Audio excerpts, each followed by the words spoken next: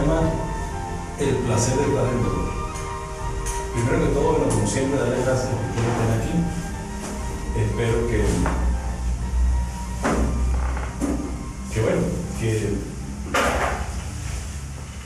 que no caiga yo en la redundancia de que sea todo el tiempo, porque yo últimamente me he como enfocado bastante, es como en un tema en específico.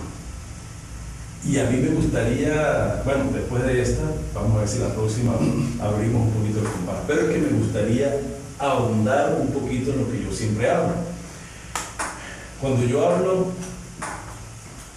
de placer y de dolor, este placer y este dolor no tienen nada que ver con ese dolor infligido que yo me hago daño para yo sentir placer. Esto tiene más bien que ver con, oye Paul, esto no se ve, ¿verdad? No. Ok, de todos modos tú vas cortando estos espacios así horribles que me pasan en la cámara. Ok, bueno, entonces seguimos aquí. Entonces esto no tiene que ver con ese dolor que uno se inflige muchas veces para que haya placer. ¿Cómo se llama eso? Masoquismo. No es un masoquismo, es un placer y un dolor que tiene que ver con un desarrollo de la conciencia. Cuando muchas veces, vamos a ver, es que no quiero hablar de doctrinas, no quiero hablar de personas, pero muchas veces se nos impele que nosotros digamos una cosa diferente a lo que yo siento. Vamos a ver, existen doctrinas que hablan de esto, suponiendo que le digan a uno: hola, ¿cómo estás? Maravilloso, excelente, fenomenal. Así, yo digo eso, así yo no lo siento. O esas doctrinas que le dicen a uno: sonreír todo el tiempo, a pesar de estar pasando por una pena. O aquella doctrina que dice: cuenta la mejor historia de tu vida. ¿Qué es lo que sucede con eso? Que existe una incongruencia entre lo que yo siento y lo que yo estoy diciendo. ¿Qué es lo que pasa con eso? A nivel vibracional, eso puede crear unos espasmos que rompan la posible buena vibración que uno tenga en algún momento. Claro, esto obedece, y está muy bien, esto obedece, por ejemplo, cuando, a decir, eso tiene su explicación, cuando yo sonrío, así yo no tenga ganas de sonreír, uno le está engañando al cerebro. Uno engaña al cerebro y por esa razón el cuerpo sigue a ese engaño. Entonces, realmente, pues no tiene, o sea, no es una cosa del todo ilógica. Hasta cierto nivel tiene su potencia. Cuando nosotros empezamos a hablar de esa programación positiva, y uno habla muy positivamente, ¿qué es lo que se quiere con esto? Engañar al cerebro para que el cuerpo vaya en esa dirección. Sin embargo, eso está muy bien hasta cierto nivel. Incluso yo muchas veces practiqué este tipo de doctrinas, de esa incongruencia de lo que siento y lo que yo digo, pero hasta cierto nivel está bien. Pero cuando uno va ya a niveles superiores, entonces sí empieza a generar problemas. Cuando yo hacía este tipo de cosas, realmente me di cuenta que cuando uno es honesto con su propio sentimiento, cuando uno no huye de lo que uno está sintiendo, entonces en esa medida se va acercando al trabajo que nosotros queremos hacer, que tiene que ver con trabajo de conciencia. Entonces, muchas veces uno no quiere sentir diferentes cosas. ¿Cuántas veces pasa que yo no quiero sentir mi tristeza, o yo no quiero sentir mis celos, o no quiero sentir todas esas emociones, o yo no quiero vivir tal cosa? y yo vuelvo, por eso es que yo digo la repetidera.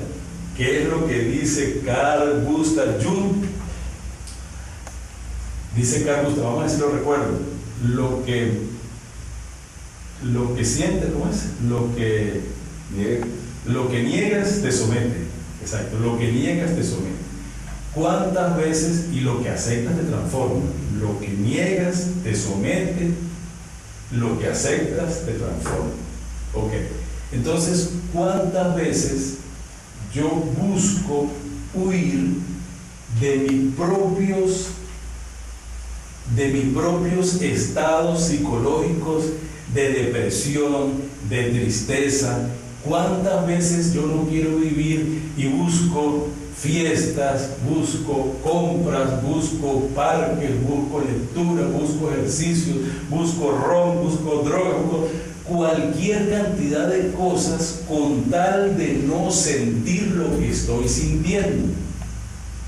Entonces, ¿qué es lo que pasa? Es un desprecio al maestro momento presente. No queremos vivir esa... Yo le digo que el universo es un maestro muy, muy, muy sabio, que nos pone diferentes situaciones para que uno pueda desarrollarse como persona. Pero ¿qué hace uno? En vez de aprovechar esos elementos, esos aspectos, esas circunstancias que nos colocan en el camino, nosotros lo que hacemos es tratar de desviar la atención para no vivir esa circunstancia maravillosa. Es como, por ejemplo, en los videojuegos. En un videojuego, cuando uno va pasando mundos, uno pasa mundos, pero a uno le van dando como vidas. Esas circunstancias negativas que le colocan a uno por el camino, aquellas emociones negativas que están ahí en el camino y uno no las aprovecha, o sea, uno no las quiere vivir, entonces pierde la oportunidad de uno poder trascender, de uno poder anchar la conciencia. Si alguien tiene alguna pregunta que hacer, la puede hacer. Muy bien. Entonces, cualquier momento que alguno quiera interrumpir para hacer alguna pregunta, algún comentario, tienen toda la luz verde para hacerlo. Entonces, es necesario que nosotros sintamos, que nosotros vivamos. Hay dos formas de vivir nuestras emociones. La forma inconsciente, que es cuando nos agarra ese arquetipo y nos impele a hacer acciones que muchas veces uno pudiera arrepentirse. Cuando uno vive una emoción de forma inconsciente, ¿qué sucede? Esa emoción se apodera de uno y uno empieza a hacer cosas que uno no quiere. Cuando uno a la emoción intenta vivirla conscientemente, ¿qué significa conscientemente? Vivir, sentir, observar, vibrar en aquellos elementos para uno poder de esa forma extraer la conciencia. ¿Preguntas? ¿Cómo es eso que usted dice que cómo extraer la conciencia? ¿Cómo yo puedo extraer la conciencia de un sentimiento? ¿Por qué dice eso usted? ¿Qué significa? Porque nosotros hemos venido aquí a vivir una experiencia humana. Esa experiencia humana, como ya nosotros la hemos visto, con el daimon, con el genio, con la necesidad, con todas esas cosas que hemos visto en otras conferencias, hemos vivido a venir una experiencia.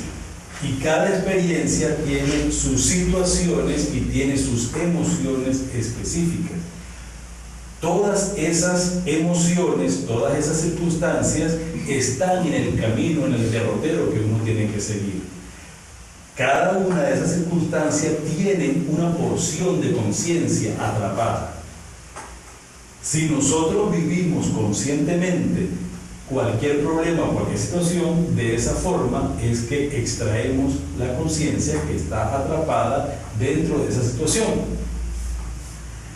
Cuando en una conferencia anterior habíamos hablado de que uno cree, como decimos aquí,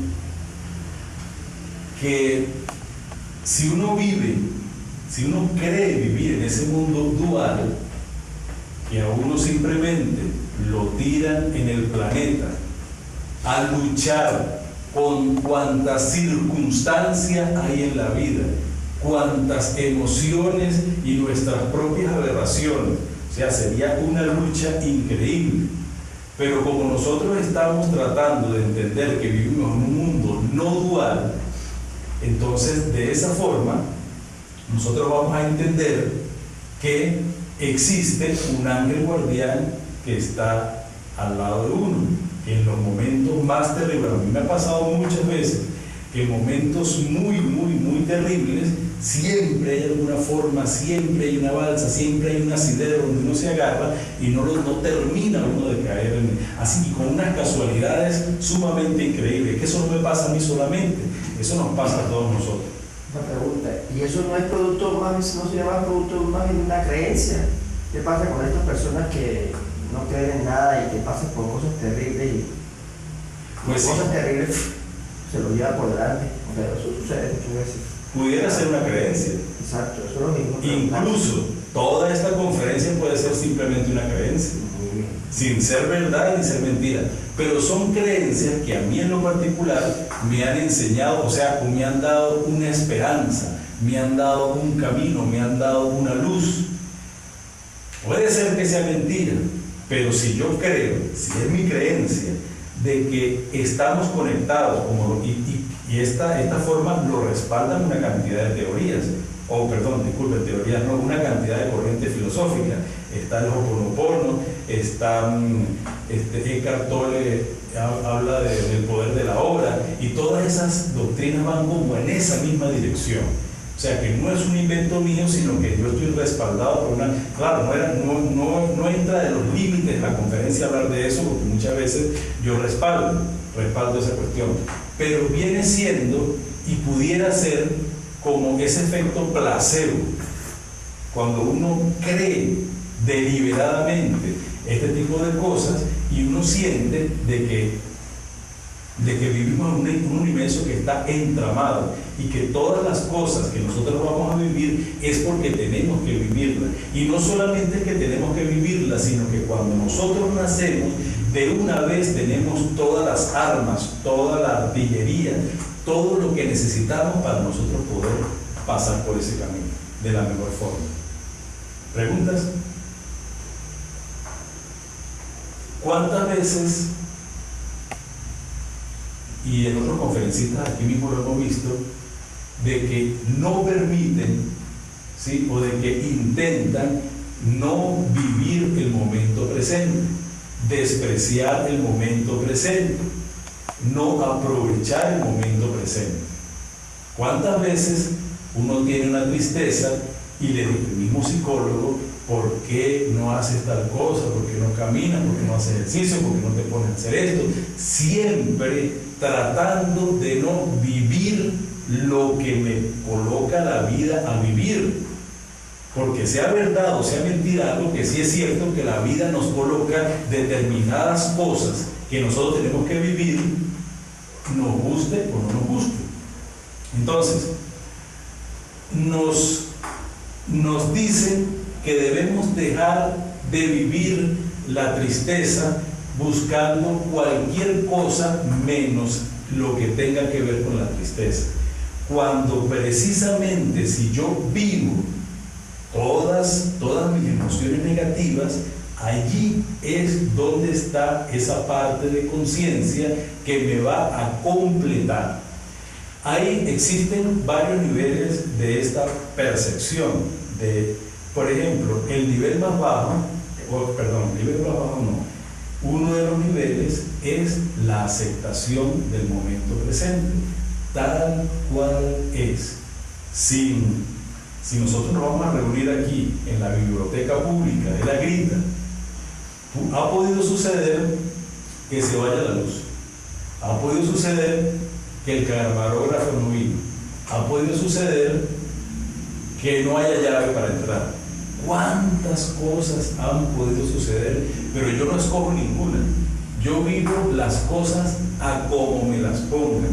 Si el camarógrafo no viene, o no abre la biblioteca, o se va la luz, o hay un terremoto, o se cae un avión por aquí al lado, o cualquier cosa de esas, yo acepto las cosas como vengan.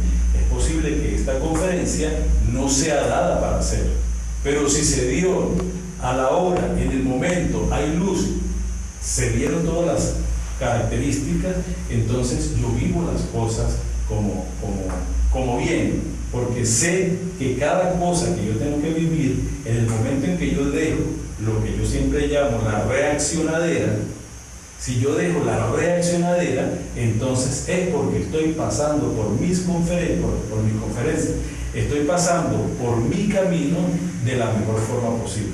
Cuando uno deja la reaccionadera, te iba a decir, voy a preguntar, cuando usted dice que hay que aceptar el momento presente, vivir el momento presente, ¿eso significa, por ejemplo, una persona depresiva tiene que aceptar su depresión y estar las 24 horas del día en su cama, acostado, hasta que no sé, por mucho tiempo, hasta que decida, no sé, quitarse la vida o no sé qué? Sí. Está diciendo eso es lo que nos está tratando de decir, que la persona esa depresiva acepte y siga en la depresión.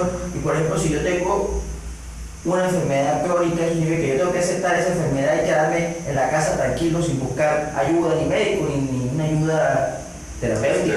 Exactamente, muy bien. Esa pregunta está maravillosa por lo siguiente, porque me permite explicar lo siguiente. Sí, esa depresión de la que se está hablando es necesario aceptarla como es, pero hay dos formas de vivirla. Una forma inconsciente es acostarse en una cama a decirse a uno mismo lo sufrido que uno es, lo terrible que es la vida con uno, que uno no ha tenido las mismas oportunidades que los demás. Pero hay otra forma, que es la que proponemos aquí, de vivir la misma experiencia, pero de forma consciente. Que lo que vaya a pasar, pero que haya conciencia. En el momento en que hay conciencia, todo lo que uno no quiere vivir empieza a irse por sí solo. No es necesario meterle empujones, no es necesario meterle zancadillas, no es necesario ir de compras, es solamente la aceptación del momento tal cual es. Cuando uno acepta, cuando uno vive, y le voy a hablar de las tres formas como uno puede sacarle conciencia a un problema, a una emoción, a una cosa cualquiera. El primer nivel es la aceptación. Aceptar el momento presente tal cual es, aceptar las emociones.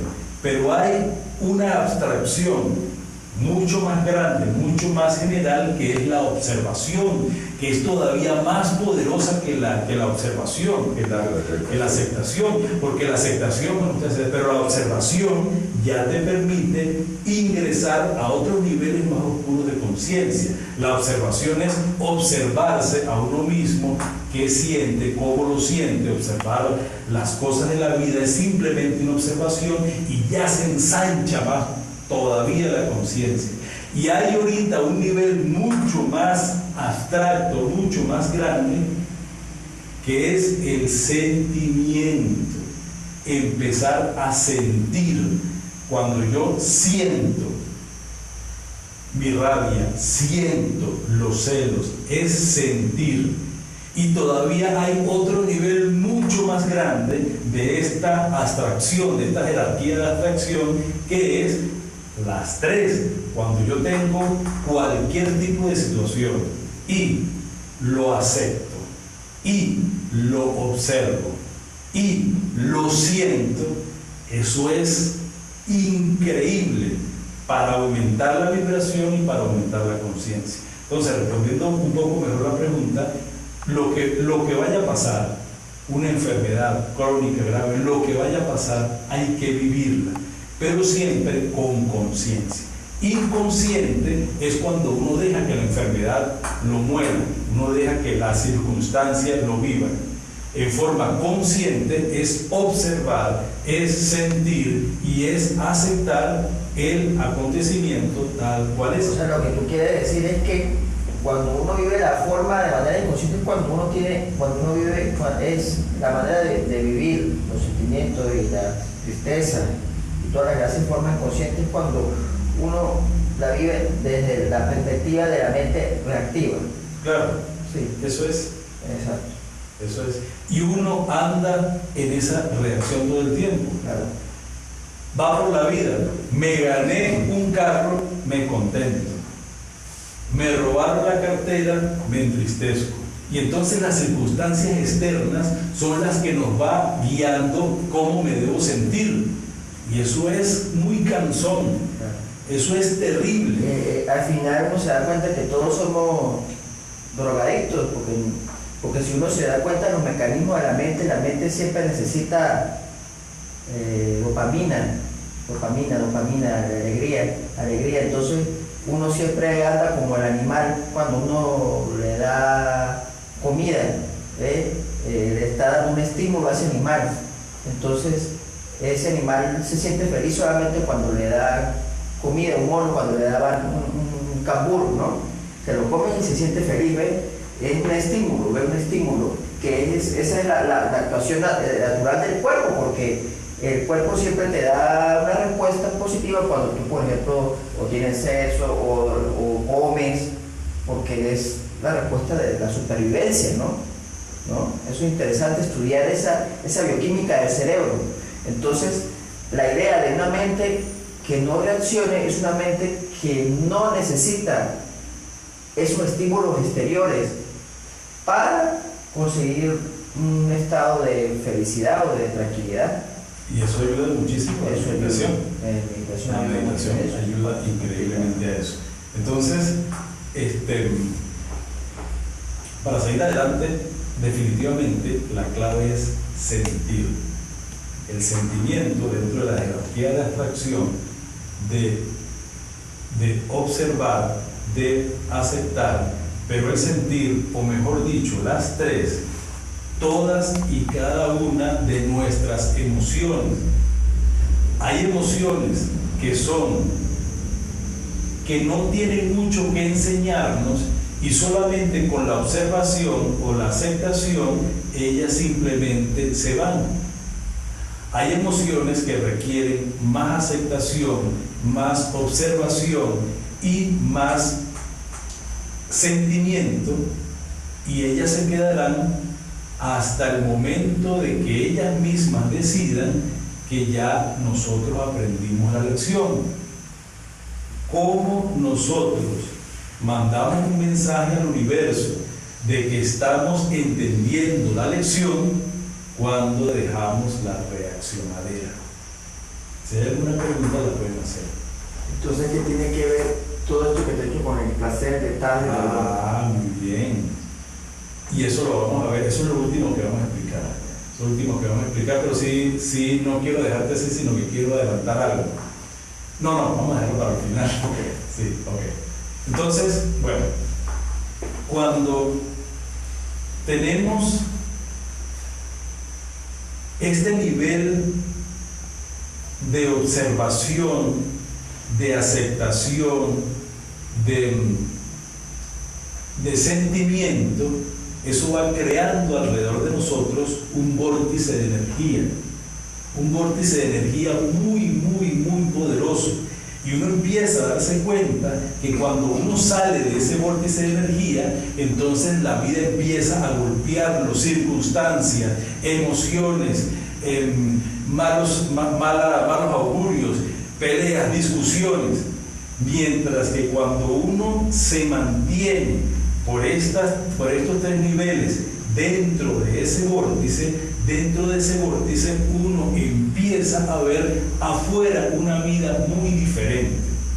Incluso cuando uno veía a otro ser humano que era un fracasado o que era cualquier epíteto, de eso es lo que los tachirenses nos gusta mucho ponerle a los demás. Si yo veo una persona como fracasado, dentro de mi vórtice dejo de ver fracasos afuera. Veo personas que están en un camino, trabajando también, que tienen que vivir. Si es una persona alcohólica o es una persona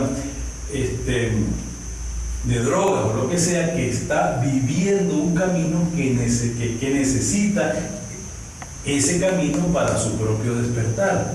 Dice un curso de milagros: y verás tu propia salvación cuando veas la salvación en los ojos de tu hermano. Dentro de ese vórtice de energía, yo empiezo a observar a mis hermanos, estén haciendo lo que estén haciendo, como acompañantes, como mis compañeros en el mismo camino en que yo voy.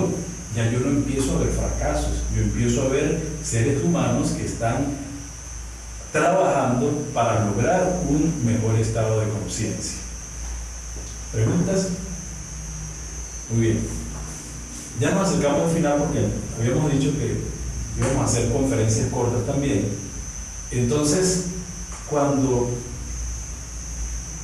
uno empieza a cambiar el foco de energía, acuérdense que ahí donde está tu atención es donde está tu energía. Cuando uno invierte el foco de la energía y lo invierte hacia adentro, grandes cosas comienzan a cambiar. Como dijimos nosotros anteriormente, estamos acostumbrados a vivir las cosas exteriormente, a ver qué es lo que está pasando allá afuera para yo sentirme de esa forma, a ver si la vida me está llevando por el camino que yo quiero, entonces yo me siento bien. Pero si la vida me golpea, o lo que yo creo que es un golpe, con una circunstancia que no me gusta, entonces me siento triste, me siento deprimido, quiero atentar contra mi vida, no quiero, bueno, en fin, todas estas cosas. Pero cuando uno, esa expresión hacia afuera, esa concentración hacia afuera, la invierte hacia adentro, entonces es cuando empieza a cambiar todo. Y es lo que pasa, que no es fácil que uno reaccione ante cualquier evento que venga de afuera hacia adentro. Cuando uno se observa a sí mismo con esa aceptación, con esa observación, con ese sentimiento, entonces las cosas afuera se hacen mucho más fáciles. Incluso empieza a ver, yo no lo digo, o sea, eso nos pasa a todos. Sin embargo, es cuestión de observar un poco más que cuando uno tiene niveles de vibración mucho más elevados, entonces las cosas empiezan a facilitarse. Uno empieza a conseguir lo que uno necesita mágicamente, en cantidad, en calidad y en el momento que uno lo necesita. Cuando uno vuelca la atención hacia uno, grandes cosas empiezan a suceder afuera. Lo paradójico es que uno centra la atención en uno y uno deja como de tener deseos, y es cuando los deseos empiezan a hacerse realidad. ¿Preguntas? Ok. Entonces, el dolor es algo que de alguna u otra forma nos va a acompañar, algunos más, algunos menos, a lo largo de la vida. ¿Qué es lo que nos dice el budismo del dolor? Que es una realidad. Bueno, el dolor hay que diferenciar ahí el dolor del sufrimiento. Hay que diferenciar. Ok, ¿usted puede hacer esa diferencia? Por ejemplo, cuando uno tiene un dolor, es un dolor físico, un dolor corporal, es por alguna, el dolor normalmente tiene que ver con la constitución de la materia, ¿no? Con la constitución también del cuerpo, ¿no? El cuerpo siente dolor porque es una manera de estar alerta, ¿no? De reaccionar naturalmente hacia un peligro que está sucediendo, un mal. Pero el sufrimiento es distinto. El sufrimiento es algo que es mental. El sufrimiento es ya reaccionar ante ese dolor en el tiempo, ¿no? Uno sigue teniendo en la mente ese dolor, a pesar de que uno tenga una afección física, entonces uno sufre, entonces uno se lamenta, uno lo que hace es no tener en cuenta que ese dolor es algo material, es algo físico, sino que uno lo que hace, la persona que sufre es aquella persona que reacciona contra eso, ¿ves? Reacciona contra eso, igual como con las afecciones mentales o los sufrimientos que uno tiene, que uno padece por situaciones trágicas, ¿ves? Es por eso, es porque uno no tiene esa recompensa, ¿no? Podría decirse así. Uno puede hablar, por ejemplo, una persona que una mujer que se le muere su hijo, por ejemplo, ¿ve? Y es no aceptar la muerte de ese hijo, entonces esa persona sufre todo el tiempo y pasa sufriendo, claro, porque esa es la condición natural de la mente, de sufrir. Cuando una persona sufre un trauma, cualquiera que sea, un atraco, un accidente, normalmente los padres o los familiares no le hablan de eso, que no, cuando precisamente esa persona tiene que hablar de eso para soltar, porque si él no habla de eso, pasa lo que estamos hablando, lo que dice Carl Gustav Jung: lo que niegas te somete, lo que aceptas te transforma. Entonces, si esa persona no habla de eso, todo eso va al subconsciente y empieza a generar problemas. Entonces, ¿qué es lo que queremos hacer con este aprovechamiento del dolor? Nosotros, como buenos venezolanos, dice Ali Primera, para algo tiene que servir la mierda. ¿Sí lo dice? ¿Lo he escuchado? Ok. Entonces, si nosotros sentimos el dolor, para algo tiene que sentir, para algo tiene que servir.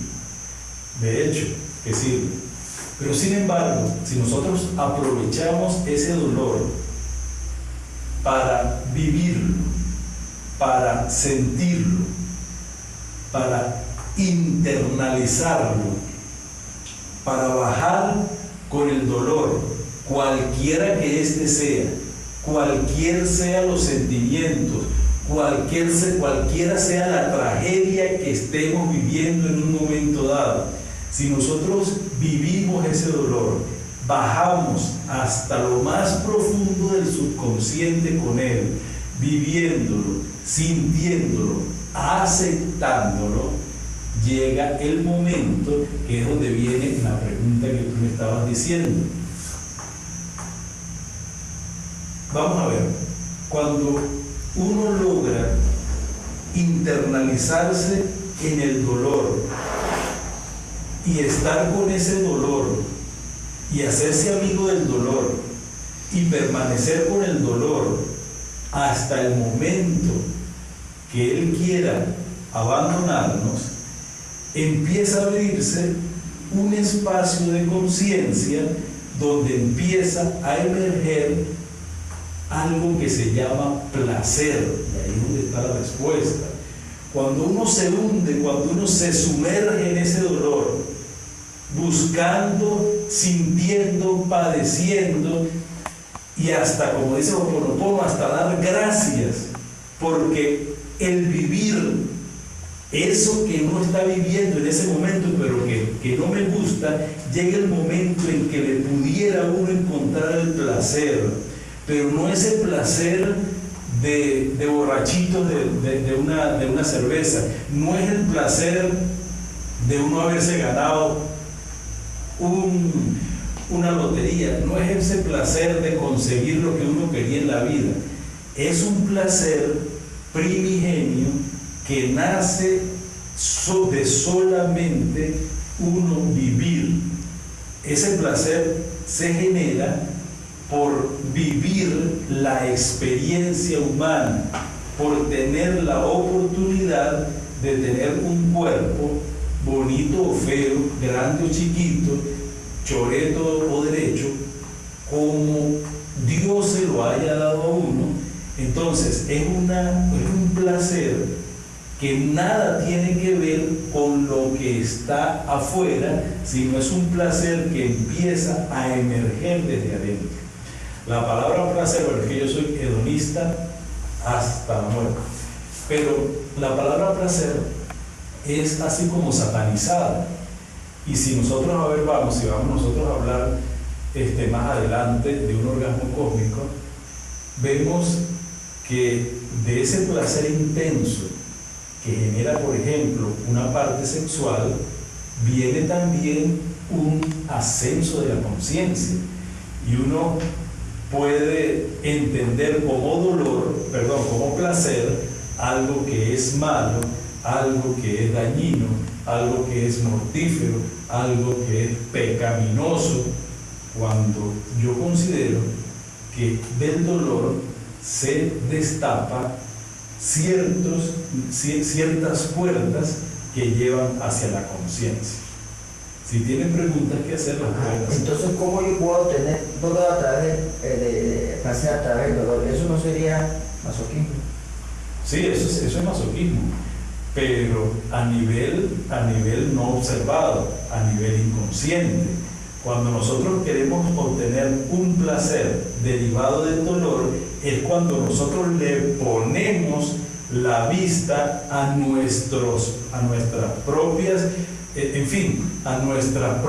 emociones, que uno llama negativas, y la vive y uno la siente, y simplemente, y si uno intenta buscarlo también, empieza a emerger ese placer, pero que viene un placer con conciencia.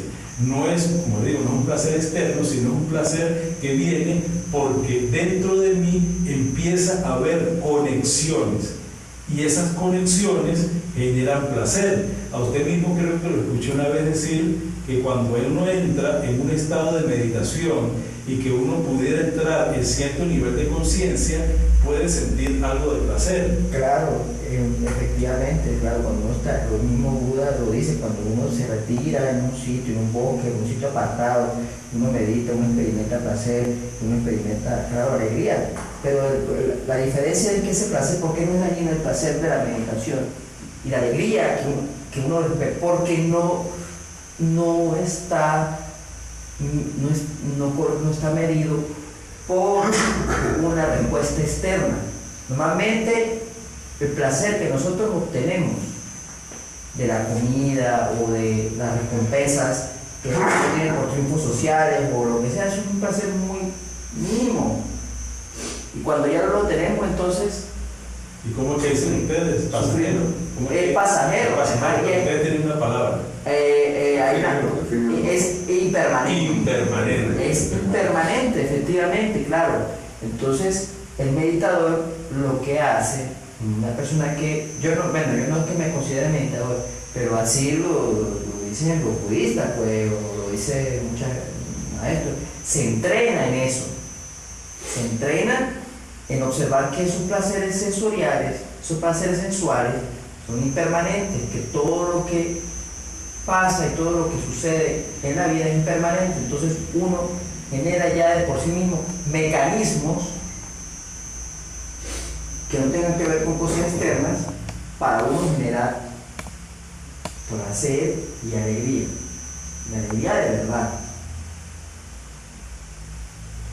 Por ejemplo, uno a determinados niveles de conciencia, de las malas circunstancias, también uno podría tener, por ejemplo, placer de esa observación, pero eso hasta un nivel de conciencia. Llega a un nivel de que uno sube un poquito más, pero mientras uno esté en estos niveles de conciencia, el dolor que puede uno sentir en una circunstancia, en la pérdida de un examen o algún problema económico, cualquiera de estas cosas, cuando uno le aplica la observación y cuando uno le aplica esa aceptación, entonces también deviene un placer, pero ese placer es primigenio, ¿sí? Que tiene que ver, es como que uno destapara un recipiente donde hay conciencia. Y cuando ya uno logra extraer la conciencia de ahí, entonces esa conciencia pudiera, con un empujoncito de uno, pudiera transmitir un poco de alegría. De modo de que hubo un tiempo en mi vida de que yo me volví adicto, como que me pasaran esas cosas malas, porque esas cosas malas, que yo digo entre comillas, me daban como ese placer de la conciencia, me permitía elevarme un poco a niveles de conciencia superiores, ir por esa escala tonal y buscando esos niveles que están un poquito más arriba y que pudieran ser un poco placenteros. Y entonces empiezan reacciones, claro, eso lo vimos nosotros todo el tiempo. La única diferencia es que yo lo observo, pero todos vivimos esos niveles de conciencia cuando simplemente uno tiene una enseñanza interna, o simplemente uno sabe una cosa, o simplemente uno tiene una experiencia, simplemente la sabe, sin necesitar buscar de los libros, sino simplemente se sabe, simplemente se es. ¿Si alguien tiene alguna pregunta o algún comentario? Entonces, pero no han respondido, entonces ¿cómo uno puede buscar dolor a través del placer, placer a través del dolor?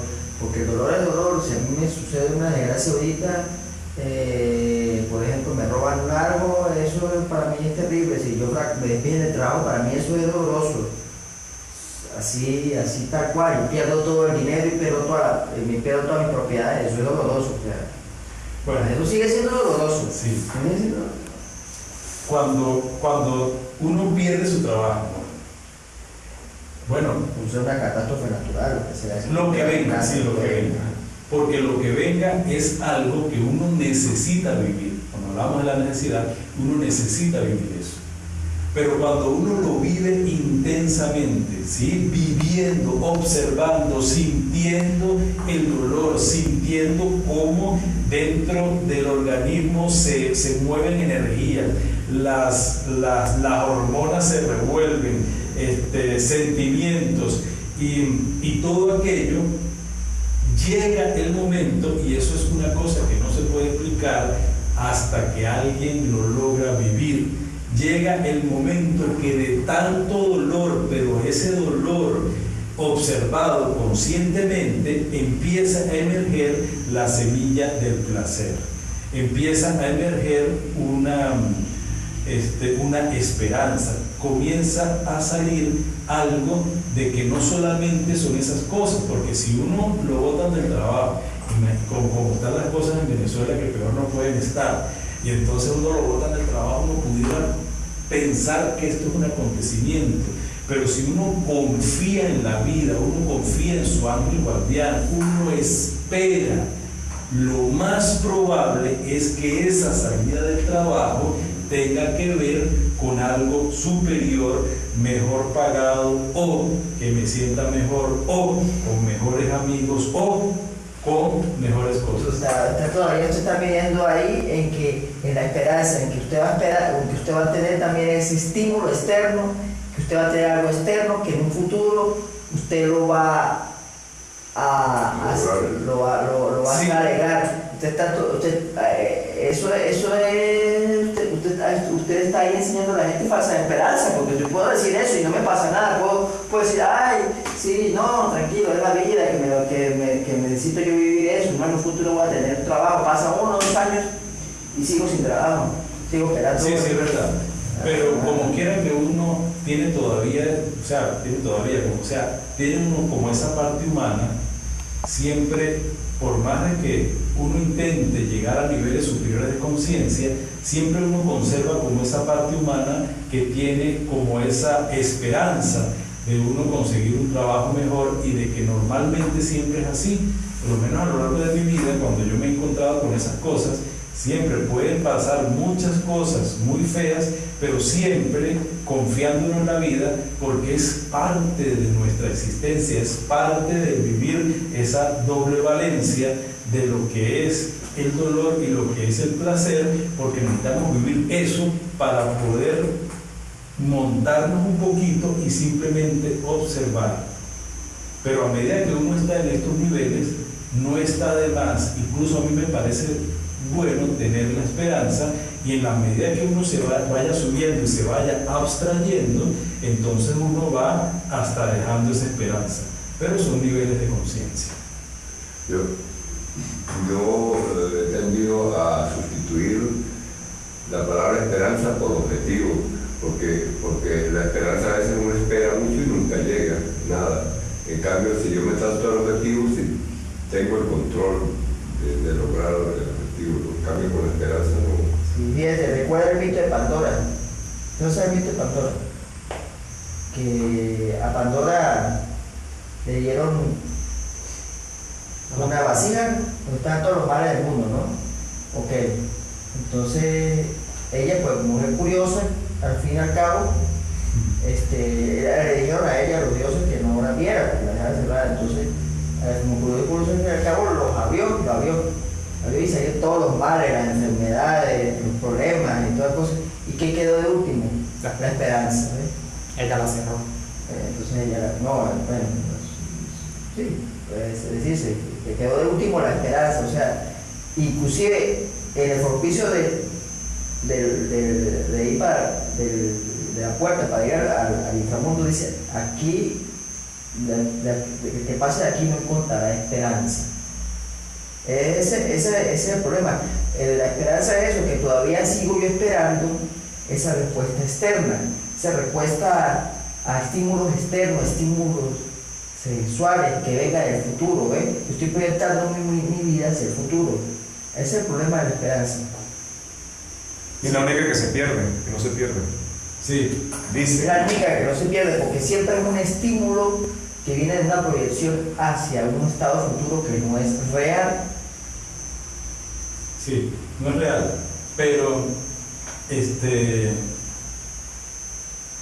a ciertos niveles de conciencia me parece que está bien tener esperanza, o lo cambiamos por objetivo, o como esa fuerza de que si uno da la oportunidad a la vida de que ella me presente mejores caminos, ¿por qué no agarrarlos? Claro, tenemos nosotros la aceptación. De la aceptación para allá, lo que venga es ganancia. En la medida que uno vaya subiendo estados de conciencia, entonces uno empieza a perder de vista esas palabras esperanza y eso que realmente lo que tiene que ver más que todo es con niveles intelectuales. ¿Y a qué se refiere? Otra cosa, ¿qué te refieres con subir con estado de conciencia? O sea, que yo me tengo que dividir como en 7, 8 etapas, en 8 estados de conciencia para uno observar, no sé quién es el que observa. O sea, yo me voy aquí arriba, después yo tengo que observar más arriba y más arriba. Eso no es de un modo disociativo. O sea, sí, lo que pasa es que a nivel intelectual uno tiene que verlo de cualquier forma.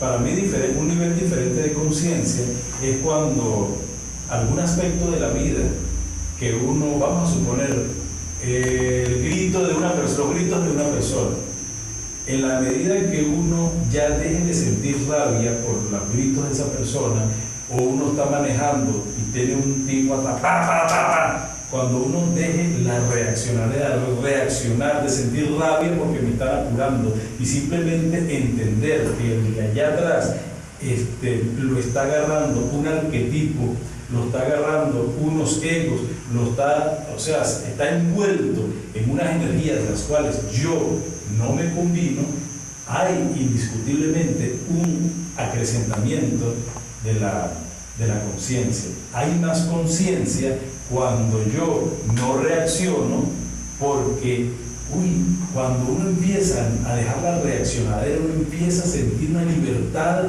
Eso es increíble, cuando ya las cosas que tanto le molestaban a uno ya dejan de molestar, cuando la peleadera de la esposa ya no, o sea, puede molestar, pero es que ya yo no lo internalizo, sino que queda fuera de ese vórtice de conciencia y no me perturba y no me molesta. Entonces, ¿cómo yo puedo salir de eso si yo ya estoy programado, mi mente ya está programada para reaccionar? Porque ese es el problema, nuestra mente está programada para reaccionar a un cierto tipo de estímulos, ya, de sí. ¿Cómo hago yo para reprogramar la mente para que no reaccione de esa manera? ¿Alguien tiene alguna respuesta a eso? Simplemente aceptando, observando y sintiendo. Porque una cosa muy diferente, es decir, no voy a reaccionar y por una cosa es eso y otra cosa es simplemente que uno deje de reaccionar, apunte de observación y apunte de expansión de la conciencia. Entonces eso, observando, aceptando y sintiendo, la conciencia se expande y va empujando la reacción. Y entonces, por ejemplo, cuando en la misma Biblia dice tardo para la cólera, ¿qué es lo que hace uno? Reprimir. El verdadero tardo para la cólera es aquel que tarda pero que no siente. Y a uno le da mucha alegría cuando uno entra en esos espacios de conciencia donde no hay esa reacción, como yo lo dije.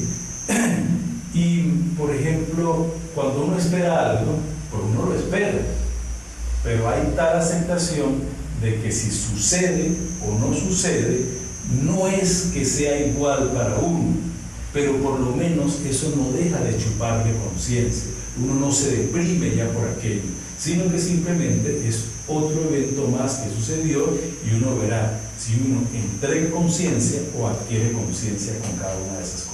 ¿Y cómo yo quiero conciencia con cada una de esas cosas? Observando, sintiendo y aceptando. Si acepto que tengo ira o que tengo rabia, entonces le pego a mi mujer. Acepto que yo le tengo que pegarle, que tengo que seguir eso, tengo que aceptar eso. Acepto que tengo mi bravo y que me descargo con eso. Pero es que es lo que me he explicado. Si usted le pega a su mujer, entonces está haciendo eso un trabajo inconsciente. Porque uno puede decir, lo hice muy conscientemente. Mucha gente comete crímenes muy conscientemente. Bueno, hay niveles cuando el ego está muy profundo en uno, entonces le toca que uno hacer ese tipo de cosas, pero tratar de observarlo lo más posible. En el momento en que uno más las observa, entonces esas conductas van bajando y ya usted no tiene necesidad de pegarle a su mujer, porque si hay un maltratador, siempre se dice que es una persona muy falta de amor, es una persona que en fin, que tiene muchos problemas y que más bien hay que sentir compasión con esa persona. Entonces, si uno es un maltratador, está bien observarse, puede ser del acto, y esos actos se van cayendo solos en la medida que uno los acepta, uno los observa y uno los siente. Porque cuando uno lo siente, uno puede empezar a sentir lo que pudiera sentir la otra persona, empieza uno a sentir una empatía, empieza uno a darse cuenta, cuando uno observa, uno empieza a darse cuenta que uno, haciéndole daño a los demás, el primero que recibe el daño es uno, porque uno agarra una ira con una persona y uno le pega, y entonces uno queda mal, uno se siente mal de alguna forma por esa pérdida garrafal de energía que va sintiendo. Si usted no observa eso, no puede entenderlo y no le cierra el chorro. Si usted empieza a observarlo, usted empieza a saber que por ahí se va su energía y entonces usted empieza a delimitar un poco eso y poco a poco empiezan los cambios de conducta. Por eso es importante, no sé si tú te lo claro. Pero va a poner de tarea. Que estudie bien cuáles son los mecanismos de la mente en su relación con el mundo externo. ¿Por qué la mente reacciona de una manera placentera según los estímulos? ¿Por qué reacciona de manera negativa según los estímulos? ¿Cuál es el mecanismo natural que tiene la mente? Bueno, yo dentro de la observación, yo vivo mi vida es observando. Cuando yo, por ejemplo, voy por la calle, estoy preguntándome cómo me siento bien o me siento mal. Si esta acción la estoy haciendo porque tengo miedo o porque tengo ganas o porque me gusta, por todo el tiempo en la calle, dándole la bienvenida a todo lo que tenga que ver, a todo el que entra al espacio de mi conciencia, que no rechazar a aquel que no me gusta, a aquella persona fea, a aquella persona que sí me gusta, todo eso. Pero yo todo el tiempo estoy en una autoobservación y he podido ver por qué razón se suceden esos elementos de conciencia donde algo me gusta y algo no me gusta. Tal vez no a un nivel muy intelectual, pero sí a mi propio nivel lo he podido observar. Bueno, vamos a darle fin a la conferencia. Muchas gracias por haber venido. Y entonces el próximo miércoles, vamos a ver si nos volvemos a reunir. Voy a traer una conferencia de esas refritas, reviejas, para compartirnos una cosa un poquito diferente. Muchas gracias.